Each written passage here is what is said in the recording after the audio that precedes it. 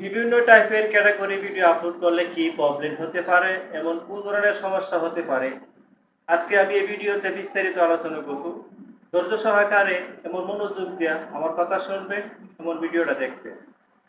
আরেকটা বিষয় হলো কি জানেন, ধরেন আপনি একটি ফানি ভিডিও ক্যাটাগরি আপলোড করেছেন অথবা দিয়েছেন। এখন আপনি প্রতিদিন ফানি ভিডিও আপলোড করতেছেন। এখন এই ফানি ভিডিওর পাশাপাশি আপনি কি করলেন, টেকনোলজিক ভিডিওগুলো আপলোড করে দিলেন। এইভাবে যদি আপনি নতুন অবস্থায় কাজ করেন, তাহলে আপনার নতুন অবস্থায় আপনার ভিডিওতে কখনো বেশি পরিমাণ ভিউ আসবে না।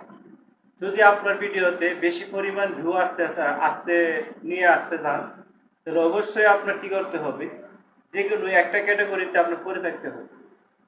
এখন আপনি যদি বিভিন্ন টাইপের ক্যাটাগরি ভিডিও আপলোড করেন, তাহলে কিন্তু আপনার কি হবে, আপনার যে অডিয়েন্স আছে, আপনার যে সাবস্ক্রাইবার আছে, তারা আস্তে আস্তে সরে যাবে। কেন সরে যাবে? দেখা যাচ্ছে আপনি প্রতিদিন ফানি ভিডিও আপলোড করেন, তারা ফানি ভিডিও দেখে এখান থেকে আনন্দ পায়, এখান থেকে মজা পায়।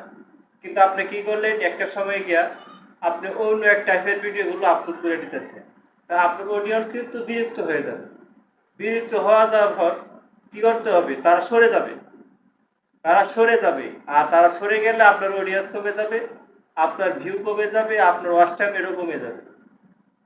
এখন এখান থেকে আপনার কি করতে হবে, আপনি এখানে নতুন অবস্থায় হইলে এখানে আপনার দ্রুত সহকারে এমন যে কোনো এক ক্যাটাগরিতে ভিডিও আপলোড করতে হবে। তাহলে আপনার কি হবে, আপনার আইডিটা গ্রো হবে, অডিয়েন্সের কাছে পৌঁছায়া দিবে, ইউটিউব অটোমেটিক আপনার ভিডিও